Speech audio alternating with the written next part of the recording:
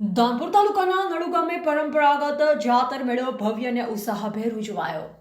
ધાનપુર તાલુકાના નડુ ગામે વર્ષોથી ચાલતી આવતી પરંપરા મુજબ જાતરનો મેળો અત્યંત ભવ્યતા અને ઉત્સાહભેર ઉજવાયો હતો. ગામના આરાધ્ય દેવતા તથા પુરખાઓની પૂજા અર્ચના સાથે જાતરનો વિધિવત આરંભ કરવામાં આવ્યો. સવારથી જ સમગ્ર ગામમાં ધાર્મિક અને આસ્થાભર્યો માહોલ છવાઈ ગયો હતો. ગ્રામજનો પરંપરાગત વેશભૂષામાં પૂજા વિધિમાં જોડાયા હતા. જાતર પ્રસંગે ગામના સરપંચ સહિત આગેવાનો, વડીલો, યુવાનો તેમજ મોટી સંખ્યામાં શ્રદ્ધાળુ ઉપસ્થિત રહ્યા.